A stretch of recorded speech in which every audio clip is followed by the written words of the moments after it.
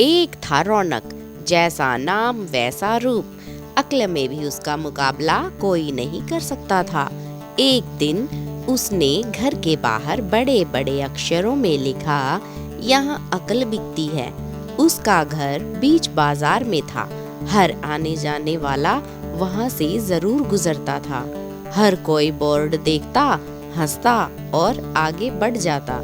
रौनक को विश्वास था कि उसकी दुकान एक दिन जरूर चलेगी। एक दिन एक अमीर महाजन का बेटा वहां से गुजरा। दुकान देखकर उससे रहा नहीं गया। उसने अंदर जाकर रौनक से पूछा, यहाँ कैसी अक्ल मिलती है और उसकी कीमत क्या है? उसने कहा, यह इस बात पर निर्भर करता है कि तुम इस पर कितना पैसा खर्च कर सकते हो। गंपू ने जेब से 1 रुपया निकाल कर पूछा, इस रुपये के बदले कौन सी अक्ल मिलेगी और कितनी? भाई 1 रुपये की अक्ल से तुम 1 लाख रुपया बचा सकते हो। गंपू ने 1 रुपया दे दिया। बदले में रौनक ने एक कागज पर लिख कर दिया, जहाँ 2 आदमी लड़ झगड़ रहे हो वहाँ खड़े रहना बेवकूफी है। गंपू घर पहुंचा और उसने अपने पिता को कागज दिखाया। कंजूस पिता ने कागज पढ़ा तो वह गुस्से से आग बबूला हो गया। गंपू को कोसते हुए वह पहुंचा अक्ल की दुकान। कागज की पर्ची रौनक के सामने फेंकते हुए चिल्लाया, वह रुपया लौटा दो जो मेरे बेटे ने तुम्हें दिया था। रौनक ने कहा, ठीक है लौटा देता हूँ, लेकिन शर्त यह है कि तुम्हारा बेटा मेरी सलाह पर कभी अमल नहीं करेगा। कंजूस महाजन के वादा करने पर रौनक ने रुपया वापस कर दिया। उस नगर के राजा की 2 रानियां थी। एक दिन राजा अपनी रानियों के साथ जोहरी बाजार से गुजरा। दोनों रानियों को हीरों का एक हार पसंद आ गया। दोनों ने सोचा, महल पहुंचकर अपनी दासी को भेजकर हार मंगवा लेंगी। संयोग से दोनों दासियां एक ही समय पर हार लेने पहुंची।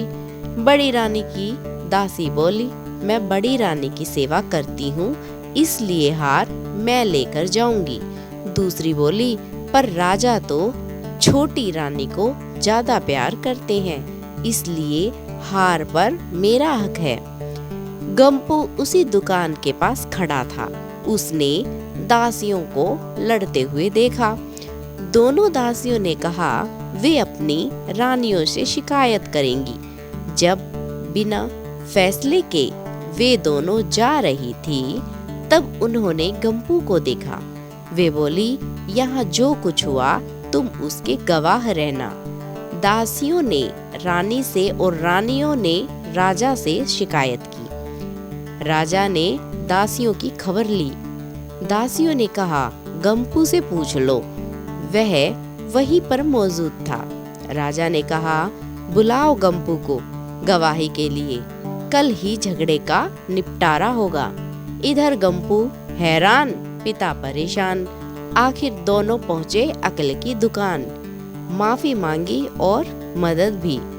रौनक ने कहा, मदद तो मैं कर दूं, पर अब जो मैं अक्ल दूंगा उसकी कीमत है 5000 रुपए। मरता क्या न करता। कंजूस पिता ने कुढ़ते हुए दिए 5000। रौनक ने अक्ल दी कि गवाही के समय गंपू पागलपन का नाटक करे और दासियों के विरुद्ध कुछ न कहे। अगले दिन गंपू पहुंचा दरबार में, करने लगा पागलों जैसी हरकतें। राजा ने उसे वापस भेज दिया और कहा, पागल की गवाही पर भरोसा नहीं कर सकते। गवाही के अभाव में राजा ने आदेश दिया, दोनों रानी अपनी दासियों को सजा दें, क्योंकि यह पता लगाना बहुत ही मुश्किल है कि झगड़ा किसने शुरू किया। बड़ी रानी तो बड़ी खुश हुई, छोटी को बहुत गुस्सा आया। गंपू को पता चला कि छोटी रानी उससे नाराज हैं, तो वह फिर अपनी सुरक्षा के लिए परेशान हो गया। फिर पहुंचा अक्ल की दुकान। रौनक ने कहा, इस बार अक्ल की कीमत 10,000 रुपए।